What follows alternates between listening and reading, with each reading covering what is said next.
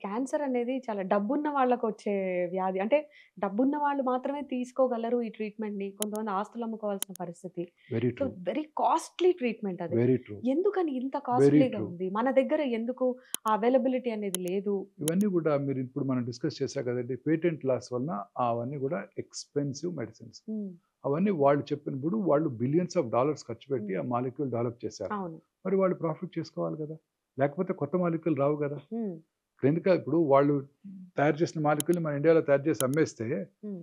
Research ఎవరు చేస్తారు? Yeah! To be frank governments కూడా వాళ్ళ పాత్ర ఎలా ఉండాలండి? ఎందుకంటే ఒక గవర్నమెంట్స్ ప్రైవేట్ హాస్పిటల్స్‌లో మాత్రమే ఇలాంటి ఫెసిలిటీస్ ఉండడం. ఇప్పుడు ప్రభుత్వ ఆసుపత్రుల్లో ఫెసిలిటీస్ ఏం కాదండి. ఇవి హ్మ్. మెడిసిన్స్ కొనుక్కోగలగాలి. మెడిసిన్స్ ఆ! కొనుక్కోగలగాలి. ఇప్పుడు వార్డ్‌లో అంటే కూర్చోబెట్టి మెషినరీ పరంగా ఏమైనా చేంజెస్ చెప్పేస్తాను. వచ్చాయా? వార్డ్‌లో కూర్చోబెట్టి అడ్మినిస్టర్ చేసేయొచ్చు ఈ మెడిసిన్స్ అన్నీ. హ్మ్. మన గవర్నమెంట్ ఏం చేయాలి? రిసర్చ్‌ని మనం ఎక్కువ ఇంపెటస్ ఇస్తూ, రిసర్చర్‌కి ఇన్సెంటివ్స్ ఇస్తూ, మన ఇండియన్ యూనివర్సిటీలో రిసర్చ్ జరిగి, ఆ కొత్త మాలిక్యూల్స్ మనమే తయారు చేసుకునేటట్టు చేయగలగాలి. హ్మ్. అప్పుడు మనకి ప్రాఫిటబుల్‌గా ఉంటుంది. అంటే తక్కువ ఖర్చులో మన ప్రజలకు అందుబాటులో వస్తాయి. హ్మ్. అలాగే ఇంపోర్టెడ్ ఎక్విప్‌మెంట్. ప్రతి రేడియోథెరపీ ఎక్విప్‌మెంట్ కూడా ఇంపోర్టెడే. హ్మ్. Very expensive. యాహ్! $4,000,000, $5,000,000 డిజిటల్ పెట్ సీటీ అంటే $2,000,000 అండ్ గవర్నమెంట్ ఏసే టాక్స్ ఎంతండి? హ్మ్. 37%. అబ్బా! మీరు బోయింగ్ నుంచి మీరు మన ప్రైవేట్ ఎయిర్‌లైనర్ లీజ్‌కి తీసుకోవటమో, లేదా కొనుక్కోవటమో జరిగింది. దానికి టాక్స్ ఎంతో తెలుసా అండి? హ్మ్. 3%. అంటే రిచ్ మ్యాన్ ఎయిర్‌క్రాఫ్ట్ కొనుక్కున్నారనుకోండి. వాళ్ళకి టాక్స్ ఎంతో ఇప్పుడు ఒక రిచెస్ట్ బిజినెస్ మ్యాన్ ఒక అవును. ఎయిర్‌క్రాఫ్ట్ కొనుక్కున్నారు. వాళ్ళకి టాక్స్ ఎంతండి? 10%.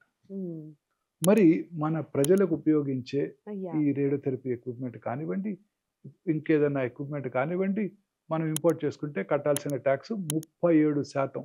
అంటే రూ. 1,00,000 పెట్టి ఎక్విప్‌మెంట్ కొంటే, లేకపోతే రూ. 1,00,00,000 పెట్టి ఎక్విప్‌మెంట్ కొంటే 37,00,000 గవర్నమెంట్ టాక్స్ కట్టాలి. సో, మీరు చాలా సీనియర్ డాక్టర్. ఎన్నో కేసెస్ ఇలాంటివి చూసారు. యాక్చువల్లీ సిట్యుయేషన్స్ చెప్పండి. మన ప్రభుత్వాలు అనుసరిస్తున్న విధానం ఎలా ఉంది?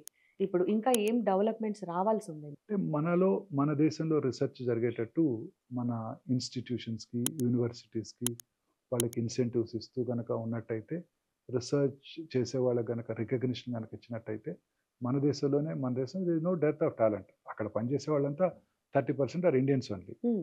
ఆ అవును. దేశాల్లో పనిచేసి మాలిక్యూల్స్ అవును. క్రియేట్ చేసినంతా ఇండియన్సే హ్మ్. మనకందరికీ తెలుసు. సో, వాళ్ళు బ్రెయిన్ డ్రైన్ లేకుండా ఇండియాలోనే ఉండి మన యూనివర్సిటీలో వాళ్ళకి ప్రాపర్ గనక ఇన్సెంటివ్స్ ఇచ్చినట్టయితే ఆ రిసర్చ్ ఇక్కడే జరుగుతుంది. తద్వారా ఆ మాలిక్యూల్స్ అని మనం ఇక్కడే కనుక్కోగలుగుతాం.